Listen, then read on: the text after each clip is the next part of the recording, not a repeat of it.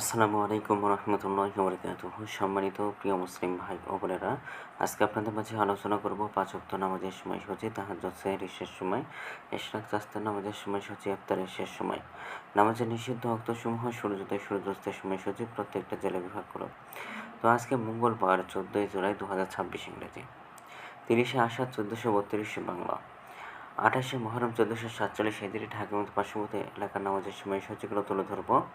তারপরে অন্য জেলা বিভাগ করে নামাজের সময়সূচিগুলো তুলে ধরবো। তো যে দেখে নিতে চাইছেন কমেন্ট করে জানাবেন।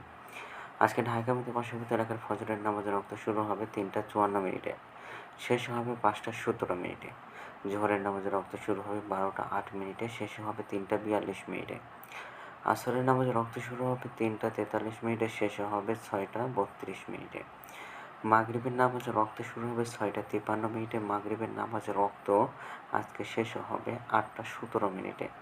এশার নামাজের রক্ত আজকে শুরু হবে ৮টা ১৮ মিনিটে, এশার নামাজের রক্ত আজকে শেষ হবে ৩টা ৪৮ মিনিটে। অর্থাৎ সুবহে সাদিকের পূর্ব পর্যন্ত এই সময়টা বিদ্যমান থাকে। আজকে ঢাকা মতো পার্শ্ববর্তী এলাকার সেহরির শেষ সময় হলো ৩টা ৪৮ মিনিটে, ইফতারের সময় হলো সন্ধ্যা ৬টা ৫৩ মিনিটে। আজকের নফল নামাজের উত্তম সময় ইশরাকের রক্ত সকাল ৫টা ৩২ মিনিট থেকে ৮টা ৪৩ মিনিট পর্যন্ত, চাস্তের রক্ত সকাল ৮টা ৪৪ মিনিট থেকে ১২টা ১ মিনিট পর্যন্ত, তাহাজ্জুদ নামাজের রক্ত ১২টা ৫২ থেকে ৩টা ৪৮ মিনিট পর্যন্ত। নামাজের নিষিদ্ধ রক্ত হলো ৩টার সময়, সকালে ৫টা ১৮ থেকে ৫টা ৩১ মিনিট পর্যন্ত, দুপুরে ১২টা ২ থেকে ১২টা ৭ মিনিট পর্যন্ত, সন্ধ্যায় ৬টা ৪৯ থেকে ৬টা ১৫ পর্যন্ত।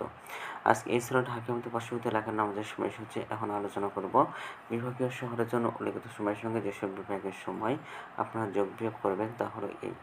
অর্থাৎ আপনারা বিয়োগ করবেন চট্টগ্রামে ৫ মিনিট এবং সিলেটে ৬ মিনিট কম করবেন, ঢাকা মতো পার্শ্ববর্তী এলাকায় যে নামাজের সময়সূচি রয়েছে সেখান থেকে, এবং যোগ করবেন খুলনাতে ৩ মিনিট, রাজশাহীতে ৭ minute, Rangpur ৮ minute, Barishal ১ minute বেশি করবেন, ঢাকা মতো পার্শ্ববর্তী এলাকায় যে নামাজের সময়সূচি রয়েছে সেখান থেকে। তো আজকের ভিডিও কিন্তু ছিল, আর এই সূত্রগুলো নিয়েছে ইসলাম ফাউন্ডেশনের। ভিডিওটি ভালো লাগলে অবশ্যই চ্যানেলটি সাবস্ক্রাইব করে পাশে থাকবেন। ধন্যবাদ সকলকে।